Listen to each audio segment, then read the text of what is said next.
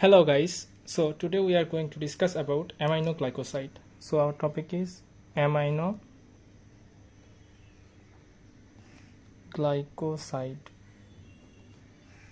So aminoglycoside, first letter is A. Aminoglycoside is a bactericidal drug. So it is bactericidal drug.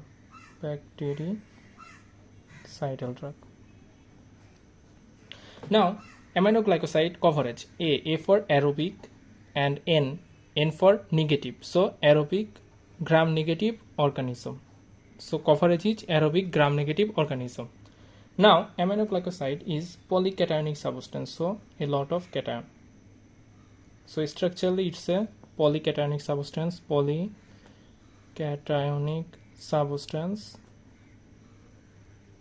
which binds with anionic membrane phospholipid.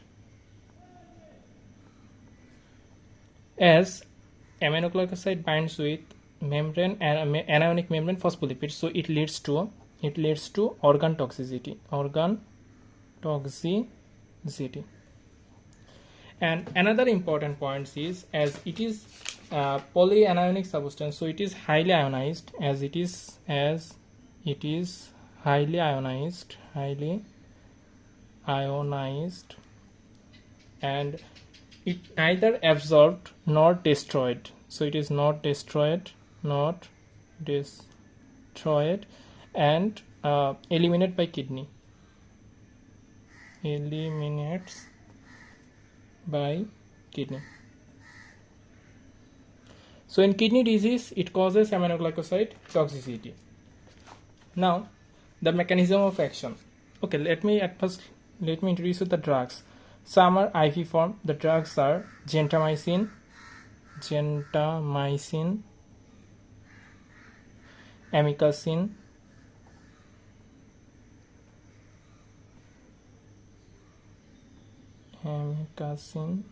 and tobramycin. So the drugs in the IV form are GAT. So gentamicin, amikacin, and tobramycin. And the oral are two drugs. One is neomycin, and kanamycin.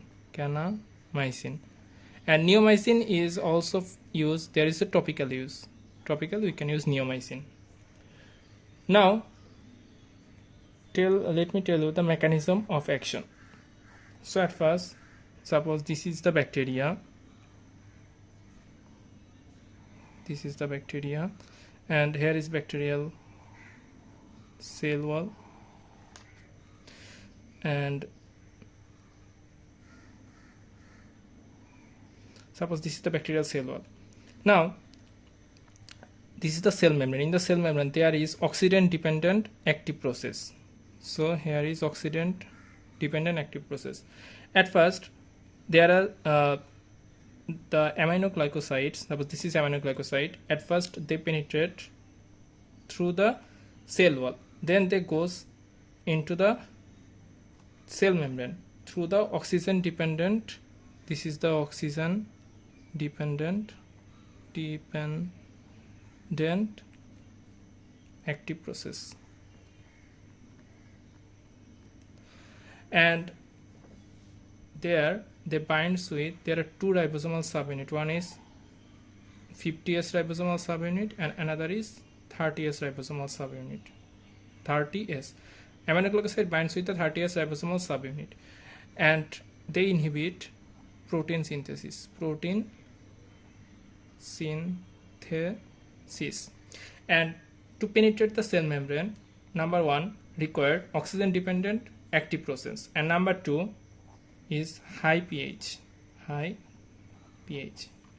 As it requires oxygen, so aminoglycosides are sensitive against aerobic bacteria. So aerobic bacteria are sensitive. Anaerobic bacteria are not sensitive, and facultative anaerobics are more resistant. So these are more resistant if their oxygen supply is deficit, like when they are in the big abscess. So that time the facultative anaerobic are more resistant. And number two, another thing is that if we use aminoglycoside with any drug like cell wall destroyer like beta-lactam or vancomycin, these drugs destroy the cell wall and affects well by both drug synergistic action. So when we use both cell wall synthesis inhibitor, it destroy the cell walls. So if we destroy the cell wall, then the aminoglycoside can work better. And these two are uses where one condition, one is enterococcal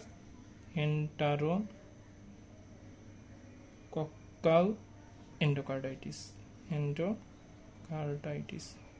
where we uses both drug for the synergistic effect. Now the coverage are, there is a mnemonic as EPI. Okay, E for Enterobacteriaceae,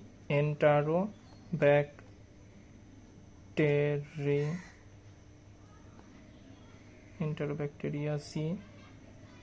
Number two is Pseudomonas aeruginosa, and number three I for influenza. Which influenza? Haemophilus influenza. And it also covers the Mycobacterium tuberculosis. And if we use synergistically with the beta-lactam, so if synergistic use with beta-lactamase or vancomycin, then it also covers the gram-positive cocci. The gram-positive cocci are Streptococcus, Staphylococci, and Enterococci. So in enterococcal endocarditis, we can use aminoglycoside along with the beta-lactam or vancomycin. Now the side effects.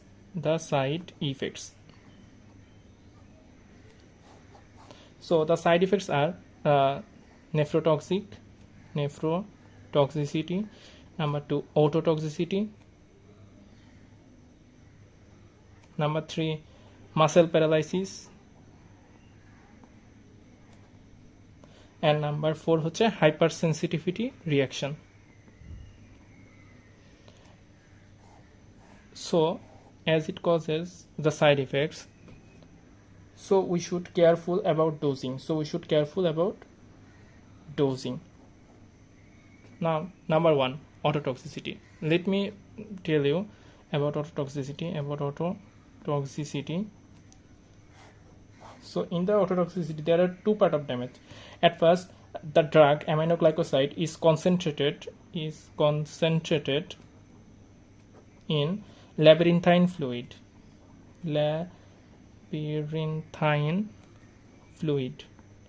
As it is concentrated in labyrinthine fluid, so it causes autotoxicity.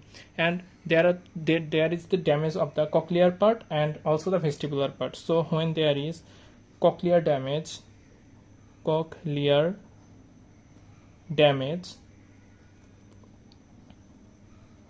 at first there is tinnitus, and in tinnitus it appears, but if we discontinue the drug or after stopping the drug, it disappears. But for disappearance after stopping the drug, it takes 4 to 10 days. Next one is damage of the cochlea. So suppose it is the cochlea, there is base and here is apex. In the base, it is for hearing the high frequency sound, and apex is for the low frequency sound. So the damage start with the base, and later it damages the apex. So at first people stop hearing the high frequency sound,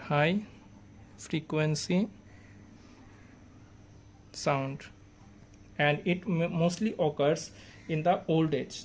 is mostly occur in the, especially in the old age. And the drugs are amikacin and kanamycin. The example are amikacin and kanamycin. And it mainly occurs in the old age. Now, number B. Second part is vestibular damage. Vestibular damage.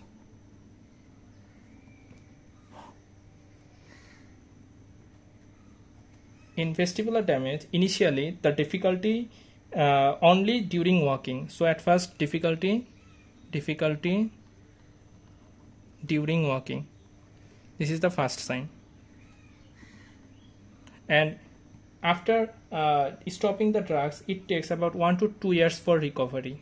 1 to 2 years for recovery after stopping the drug. And there is also some other sign, that is headache. Number two হচ্ছে nausea, vomiting and dizziness. Number 3, van, V for vertigo, A for ataxia, and N for nystagmus. And the examples are gentamicin and streptomycin.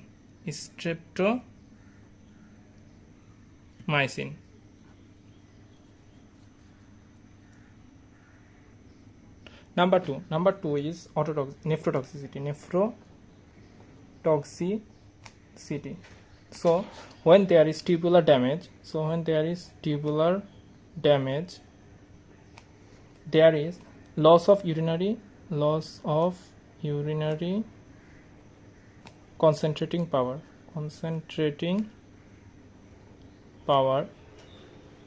and the drugs cannot be eliminated through the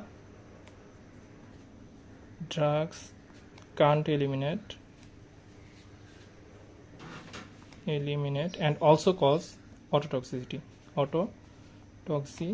as it accumulates in the labyrinthine fluids, and there is loss of concentrating power, and it also causes nephrotoxicity due to the drugs, and it occurs mainly the old age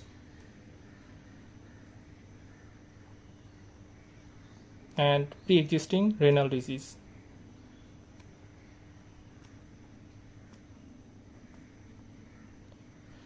As it eliminates through the nephron, so the drugs or dosing should be reduced in case of renal disease, and the examples are GTN, G for gentamicin, it mainly causes nephrotoxicity. Number 2 T for tobramycin, and N for neomycin, and the least nephrotoxic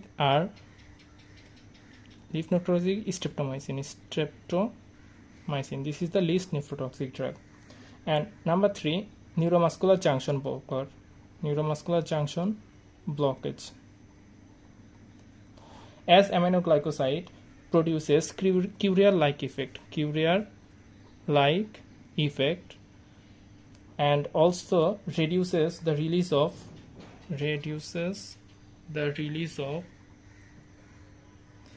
acetylcholine from motor nerve ending.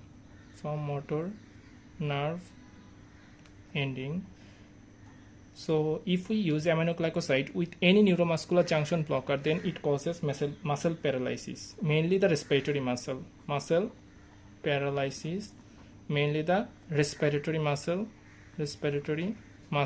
leading to apnea. And the treatment is, here the treatment purpose is number 1 calcium gluconate, and number 2 neostigmine. And now one precaution here, okay. Number one precaution, avoid in pregnancy.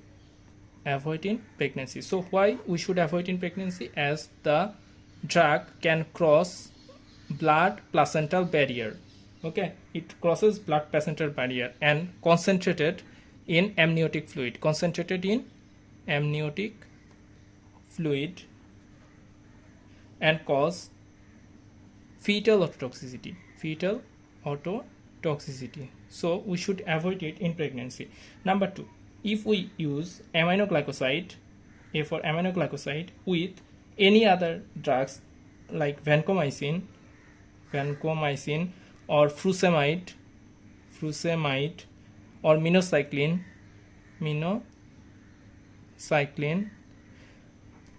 So synergistic use of aminoglycoside with these drugs, it can cause autotoxicity.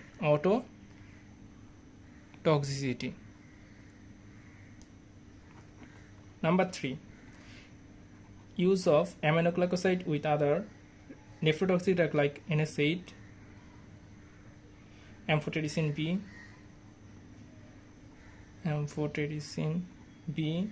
vancomycin,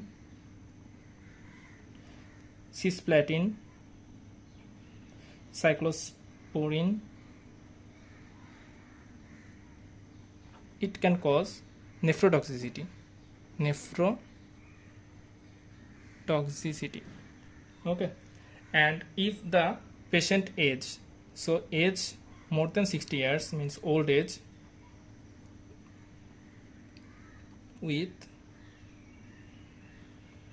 renal disease, the drugs should be reduced in dosing or amount.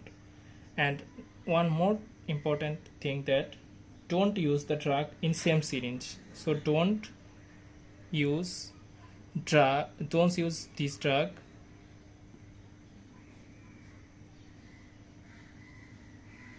or don't use any drug in same syringe or infusion bottle.